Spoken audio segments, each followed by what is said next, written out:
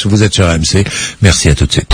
RMC, 6h-10h, Bourdin & Co, Jean-Jacques Bourdin. Il est 6h11, le reportage d'RMC, la douleur et la colère des parents de Jérémy dans le Gers. Vous vous souvenez peut-être de ce qui s'était passé à Naï, dans les Pyrénées-Atlantiques, dans la nuit du 21 au 22 août 2009, lors des fêtes de Naï. Jérémy, 17 ans, est tabassé par un groupe de 10 personnes. 2 des principaux accusés dans cette affaire viennent d'être remis en liberté par la justice 15 mois après les faits. Seulement 15 mois après les faits. D'après l'enquête, Jérémy est passé au mauvais endroit au mauvais moment. Il a été pris à partie, il a répliqué, il a été tabassé et il en est mort.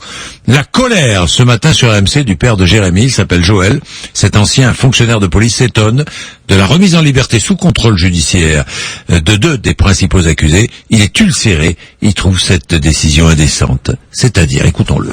Moi, ce que je trouve indécent, c'est qu'on ait remis en liberté des gens qui sont capables d'avoir fait tout ce que je décris sur le net à notre fils. On lui a porté un nombre incalculable de coups de couteau au nombre de 6 voire de 7. Personnellement, je ne supporte pas, mon épouse avec moi, que la justice ait pu remettre en liberté des gens qui sont capables de faire tout ça. Je veux, avec mon épouse, pouvoir dire à mon fils que la justice lui a été rendue. Malheureusement, quand je vois les tournures que prennent les choses, je suis obligé de constater qu'elle est en train de nous lâcher, la justice. Ce que j'attends, c'est que la justice nous soit rendue, à nous, ainsi qu'à notre fils, pour pouvoir aller lui dire sur sa tombe que la justice a été rendue. Tout simplement, ça nous permettra peut-être de faire notre deuil de toute cette affaire. Si je fais ça, si j'interviens sur le net, c'est pour que l'ensemble du public soit effectivement au courant de ce qu'il se passe, de ce qu'il s'est passé. Il est nécessaire que tout le public ait les informations sur ce qu'il s'est passé. N'oublions pas que le procès à venir est un procès qui va se passer à huis clos, sur le principe que le principal accusé du meurtre de notre fils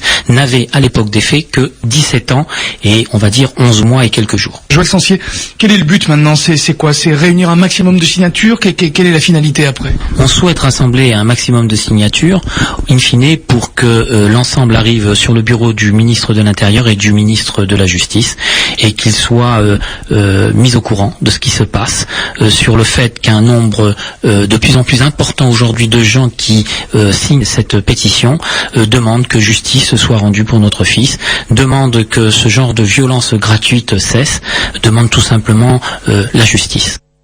Il est 6h14, le témoignage a été recueilli par Jean Wilfried Forquet, 6h14. Vous êtes sur RMC, merci, et nous reviendrons sur le sujet tout à l'heure à 7h10.